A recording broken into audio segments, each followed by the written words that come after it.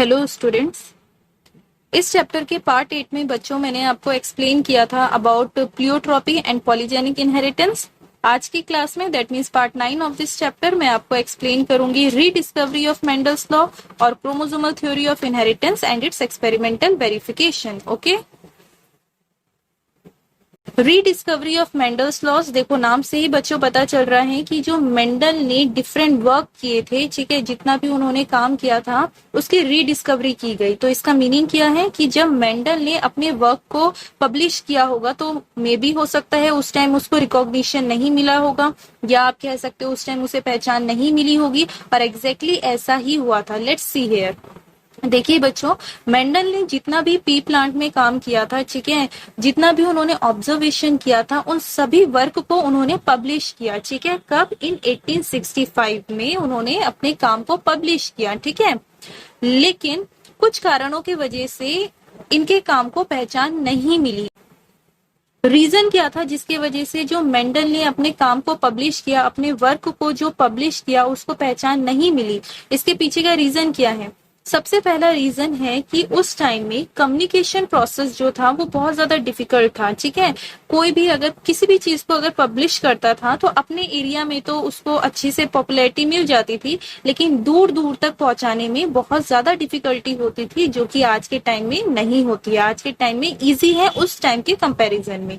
Okay, second reason is, Mendel ने बताया था कि जो जीन्स होते हैं ये क्या होते हैं? डिस्क्रीट यूनिट होते हैं, और you can say stable unit होते हैं, जो कि कंट्रोल करते हैं inheritance of characters from one generation to another. ठीक है, साथ ही साथ मेंडल ने ये बताया कि जो जीन्स के अलील्स होते हैं वो कभी भी ब्लेंड नहीं होते हैं, कभी भी ब्लेंड नहीं होते हैं। इसका मीनिंग क्या है कि पेरेंट से ऑफस्प्रिंग में अगर कोई भी अलील आ रहा है तो वो या तो डोमिनेंट फॉर्म में आएगा या तो रिसेसिव फॉर्म में आएगा। जो डोमिनेंट वाला है वो एक्सप्रेस कर जाएगा, जो रिसेसिव वाला है वो एक्सप्रेस नहीं कर पाएगा।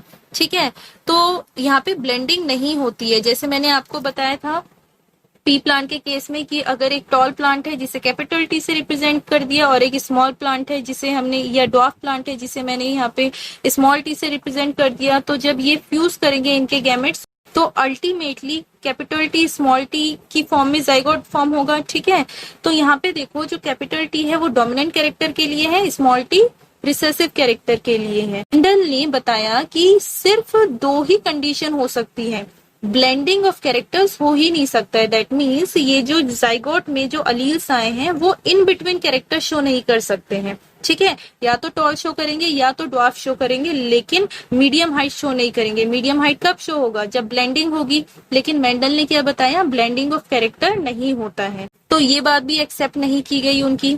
थर्ड रीजन इज कि जो मेंडल थे उन्होंने बायोलॉजी में मैथमेटिकल कॉन्सेप्ट यूज किए, और ये सबसे बड़ा रीजन था जिसके वजह से उनके वर्क को, उनके काम को एक्सेप्ट नहीं किया जा रहा था, क्योंकि जितने भी दूसरे बायोलॉजिस्ट थे उन्हें ये समझ में ही नहीं आ रहा था कि बायोलॉजी में मैथमेटिक्स कैसे यूज हो सकता है। ठीक है, नेक्स्ट लास्ट जो रीजन है जिसके वजह से मेंडल के वर्क को पहचान नहीं मिली वो ये है कि जो मेंडल है प्रॉपरली प्रूफ नहीं दे पाए कि जो जीन्स है वो होते हैं। कारण क्या है? कारण ये है कि उनके टाइम में जो माइक्रोस्कोप थे इतने एडवांस नहीं थे, दैट्स व्हाई वो प्रॉपरली प्रूफ नहीं दे पाए। तो ये जो चार यहाँ पे मैंने पॉइंट्स लिखे हैं ये क्या है? वो रीजंस है जिसके वजह से मेंडल के काम को पहचान नहीं मिली। ठीक है, लेकिन 1900 तक आते आते, दैट मीन्स 1900 में धीरे धीरे ग्रेजुअली मेंडल के काम को पहचान मिलना शुरू हो गया। क्यों? क्योंकि ये वो टाइम था जब माइक्रोस्कोप वर्ल्ड में एडवांसमेंट शुरू हो गया था। That means advance microscope develop होना शुरू हो गए थे। ठीक है, तीन साइंटिस्ट थे, that is de Vries, Correns and von Tschermak. इन तीनों साइंटिस्ट ने इंडिपेंडेंटली मेंडल के वर्क को दोबारा से डिस्कवर किया, रीडिस्कवर किया। ओके, उन्होंने बताया कि मेंडल ने जितना भी इनहेरिटेंस ऑफ कैरेक्टर से रिलेट जितनी भी बातें कही थी वो बिल्कुल करेक्ट थी। ठीक है, लेकिन कुछ एक्सेप्शंस भी हैं, कुछ चीजें हैं जो कि गलत साबित हुई, लेकिन मोस्ट ऑफ द थिंग्स जितना भी मेंडल ने बताया था वो सही था, जो कि किन्होंने बताया? इन साइंटिस्ट ने बताया। ठीक है, रीजन ये था क्योंकि इस टाइम में जो माइक्रोस्कोप है वो एडवांस माइक्रोस्कोप डेवलप होना शुरू हो गए थे। ठीक है। 1902 तक आते आते बहुत ज्यादा एडवांस माइक्रोस्कोप डेवलप हो चुके थे, जिसकी हेल्प से क्रोमोसोम के स्ट्रक्चर्स देख पाना इज पॉसिबल। ठीक है, सेल डिवीजन के टाइम क्रोमोसोम कैसे मूव करते हैं from one place to another place inside the cell, ठीक है, वो भी देख पाना इज पॉसिबल। तो ये कारण थे जिसके वजह से जितने भी साइंटिस्ट थे, या आप कह सकते हो जितने भी बायोलॉजिस्ट थे, उन्हें ग्रेजुअली पता लगा कि जो मेंडल ने अपने टाइम में बताया था वो बिल्कुल ठीक था। लेकिन ये कब पॉसिबल हो पाया? After advancement of microscope. ठीक है। वन मोर थिंग बेटा, इन साइंटिस्ट ने एक और बात बताई कि सेल डिवीजन से पहले न्यूक्लियस के अंदर कुछ मटेरियल होता है जो कि डिवाइड करता है। ठीक है, जिसको क्या नाम दिया गया उस टाइम? That is chromosomes. ठीक है, क्रोमोसोम्स बेसिकली क्या होता है? क्रोमोसोम्स का मीनिंग होता है कलर्ड बॉडीज। ऐसा क्यों कहते हैं? बिकॉज क्रोमोसोम्स को माइक्रोस्कोप में ऑब्जर्व कर पाना तभी पॉसिबल होता है जब हम स्टेनिंग करते हैं। ठीक है, स्टेनिंग का काम क्या होता है? कलर प्रोवाइड करना। तो कलर्ड बॉडीज के फॉर्म में इन्हें हम माइक्रोस्कोप में ऑब्जर्व करते हैं। Next is chromosomal theory of inheritance. ये जो क्रोमोसोमल थ्योरी ऑफ इनहेरिटेंस है, कौन सा साइंटिस्ट ने दिया? तो आपको ये नाम याद रखना है, that is Walter Sutton and Theodor Boveri. ठीक है, इन्होंने बहुत ज्यादा स्टडी की, बहुत ज्यादा रिसर्च की, किसके ऊपर? जो क्रोमोसोम्स हैं उनके ऊपर रिसर्च किया। ठीक है, कैसे क्रोमोसोम्स मूव करते हैं ड्यूरिंग सेल डिवीजन। ठीक है, बिफोर सेल डिवीजन उनका जो स्ट्रक्चर होता है, जो मूवमेंट होता है वो कैसा होता है। आफ्टर सेल डिवीजन जो क्रोमोसोम्स होते हैं उनका स्ट्रक्चर और जो मूवमेंट है वो कैसा होता है। ईच एंड एवरीथिंग इन्होंने ऑब्जर्व किया। साथ ही साथ इन्होंने मेंडल्स के जितने भी लॉस थे, मेंडल ने जितना भी काम किया था उसको प्रॉपरली स्टडी किया। इन सभी चीजों को एग्रीगेट करके, दैट मीन्स यूनाइट करके, ठीक है, ये एक कंक्लूजन में पहुंचे। क्या कंक्लूजन में पहुंचे? कि जो क्रोमोसोम्स होते हैं और जो जीन्स होते हैं, क्योंकि देखो बच्चों, इन्होंने मेन जो स्टडी किया था क्रोमोसोम्स पर किया था, और जो मेंडल थे उनका मेन फोकस था जीन्स पर, जिन्होंने उस टाइम क्या कहा था?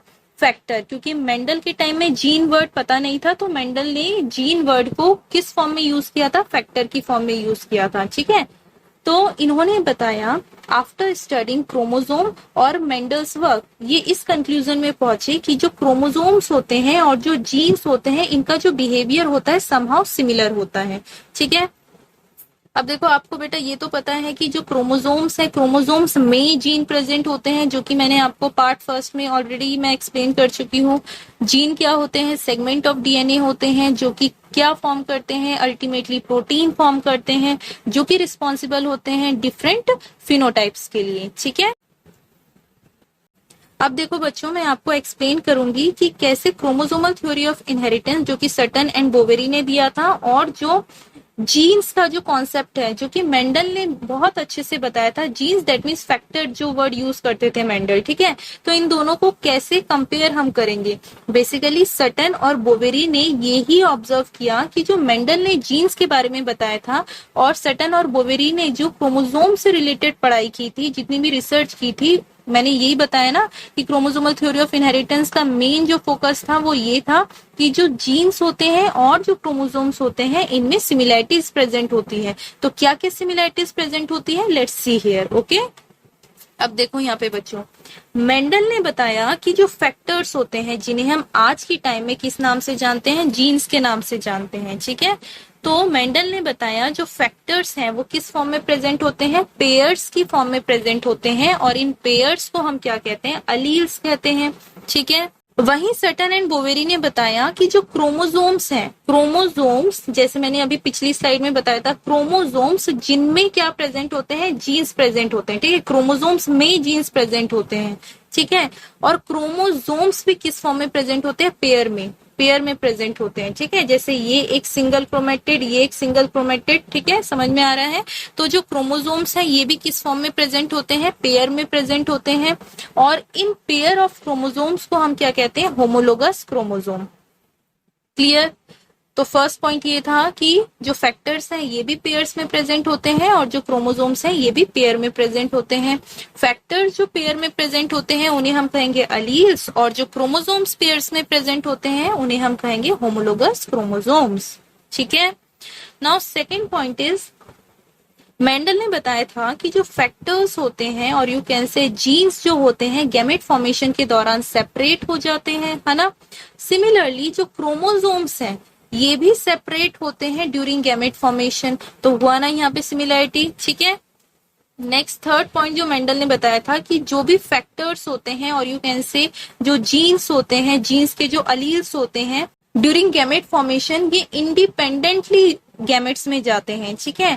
कोई भी एक दूसरे पर डिपेंड नहीं करता है। फॉर एग्जाम्पल अगर मैं बोल रही हूँ कि राउंड और रिंकल सीड के लिए, अगर मैं बोलूँ राउंड और रिंकल सीड के लिए यहाँ पे वाई वाई ले लेते हैं, चलो ठीक है। तो अगर इन्हें गैमेट्स में पहुंचाना हो तो ये और ये जो कैरेक्टर है ये राउंड के लिए है और ये किसके लिए है, रिंकल्ड या आप बोलो किसी भी दूसरे कैरेक्टर के लिए। तो जब ये गैमेट में जाएगा तो आर अपना आराम से अलग से जाएगा, वाई आराम से अपना अलग से जाएगा, एक दूसरे से कोई मतलब नहीं है, ठीक है। तो ये बात मेंडल ने भी बताई थी कि जो फैक्टर्स हैं वो इंडिपेंडेंटली असॉर्ट होते हैं, इंडिपेंडेंटली ट्रांसफर होते हैं, ठीक है। सिमिलरली क्रोमोसोम्स भी जो है ये इंडिपेंडेंटली असॉर्ट होते हैं, दैट मीन्स ट्रांसफर होते हैं टू द गैमेट्स, ठीक है। तो देखो कितनी सारी सिमिलरिटीज हुई मेंडल के वर्क में और जो सटन और बोवेरी ने बताया। तो मेन देखो बेटा आपको इसमें ये याद रखना है कि जो क्रोमोसोमल थ्योरी ऑफ इनहेरिटेंस है इसका मेन फोकस जो था वो ये बताना था कि जो मेंडल ने काम किया जीन्स के ऊपर, ठीक है, इन्होंने बस ये बताया कि जो क्रोमोसोम्स हैं इनका जो बिहेवियर है सेम टू सेम वैसा है जैसा कि मेंडल ने जीन्स का बताया था और यू कैन से फैक्टर्स का बताया था, ओके। अभी जैसे मैंने आपको क्रोमोसोमल थ्योरी ऑफ इनहेरिटेंस के मेन पॉइंट्स बताए डिफरेंसेस के फॉर्म में, कुछ और भी अलग अलग पॉइंट्स है जो कि आपको पता होने चाहिए इस थ्योरी से related.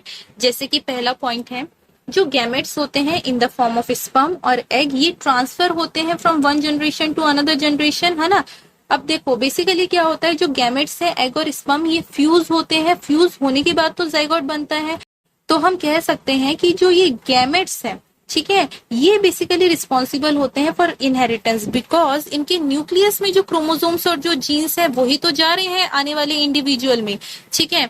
That's why gametes play also very important role in the transfer of characters from one generation to another generation because इन्हीं की हेल्प से नेक्स्ट जनरेशन में डिफरेंट क्रोमोसोम्स और जीन्स जा रहे हैं जिनके वजह से कैरेक्टर्स हम देख पाते हैं इन न्यू जनरेशन। क्लियर।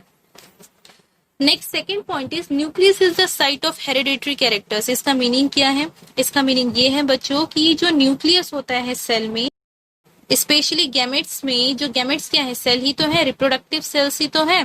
तो इनके सेल्स में जो न्यूक्लियस है, न्यूक्लियस के अंदर ही तो क्रोमोसोम्स और जीन्स वगैरह प्रेजेंट होते हैं, क्रोमोसोम्स में जीन्स प्रेजेंट होते हैं और क्रोमोसोम्स कहाँ प्रेजेंट होते हैं, न्यूक्लियस में प्रेजेंट होते हैं। तो हम बोल सकते हैं कि जो न्यूक्लियस है वो क्या है, एक ऐसा साइट है, एक ऐसा जगह है जहाँ पे क्या स्टोर होता है, हेरिडेटरी कैरेक्टर्स में ऐसे कैरेक्टर्स जो कि एक जनरेशन से दूसरे जनरेशन में जाने वाले हैं। क्लियर है। नेक्स्ट थर्ड पॉइंट देखो बच्चों, थर्ड पॉइंट में बोला गया है जो स्पर्म है और जो एग है इनके पास हैप्लॉइड सेट ऑफ क्रोमोसोम्स होते हैं। Haploid set of chromosome means single set of chromosome present होते हैं और जब ये दोनों फ्यूज होते हैं तब जाके डिप्लॉइड सेट ऑफ क्रोमोसोम बनते हैं। फॉर एग्जाम्पल ह्यूमन बींग्स में टोटल कितने पेयर ऑफ क्रोमोसोम होते हैं, then your answer will be 23 pairs of chromosome. तो टोटल कितने हो जाएंगे, टोटल हो जाएंगे 46, है ना।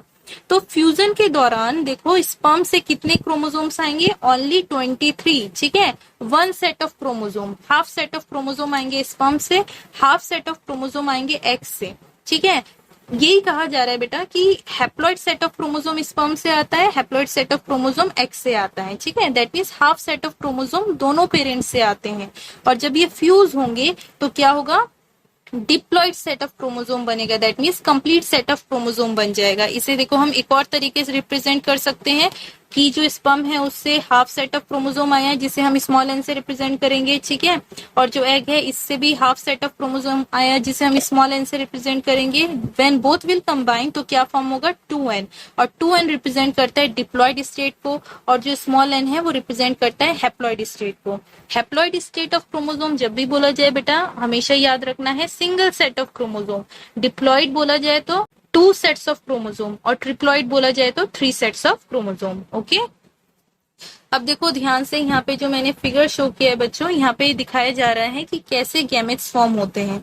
अब देखो G1 फेज में, सेल साइकिल में जब सेल डिवीजन के दौरान G1 फेज चलता है, तो यहाँ पे देखो क्रोमोसोम शो किए हैं मैंने, जो कि सिंगल क्रोमेटिड के फॉर्म में प्रेजेंट है। फॉर एग्जाम्पल देखो, अगर मैं यहाँ पे क्रोमोसोम बना रही हूँ, ठीक है, तो यहाँ पे कितने क्रोमेटिड प्रेजेंट है? 2 क्रोमेटिड। दैट मीन्स ये क्रोमेटिड हो गया, ये क्रोमेटिड हो गया, ठीक है।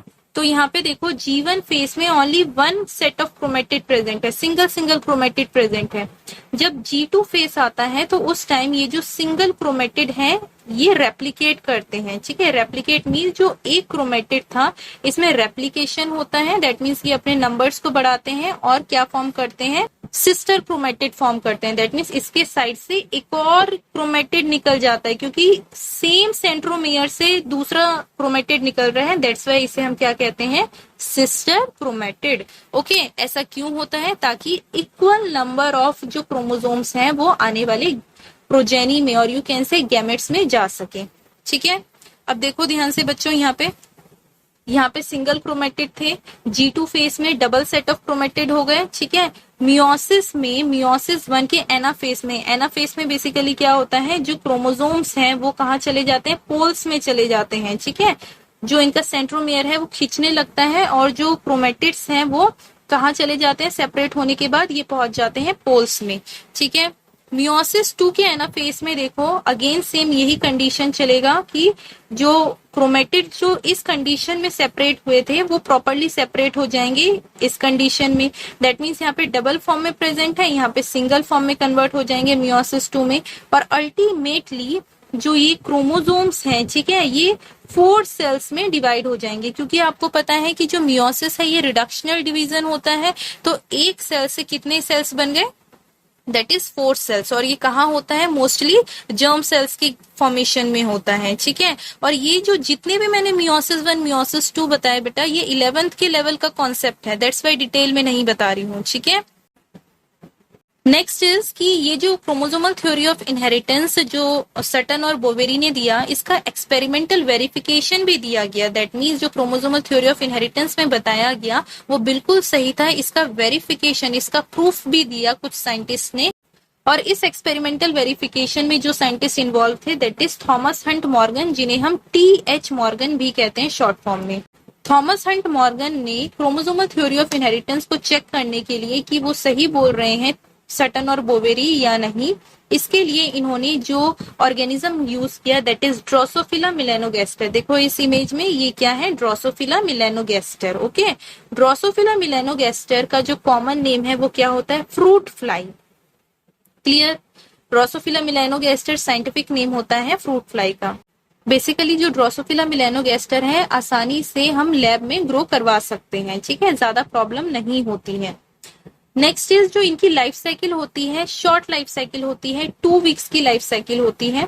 और सिंगल मेटिंग से, दैट मीन्स एक रिप्रोडक्शन से ये बहुत ज्यादा number of fruit flies produce कर देते हैं, ठीक है। लाइफ साइकिल भी शॉर्ट है और एक रिप्रोडक्शन की हेल्प से और यू कैन से एक मेटिंग की हेल्प से बहुत सारे ये क्या प्रोड्यूस करते हैं? प्रोजेनी प्रोड्यूस करते हैं, जिनमें एक्सपेरिमेंट करना इजी हो जाता है, ठीक है, ज्यादा हमें वेट नहीं करना पड़ता है प्रोजेनी के लिए।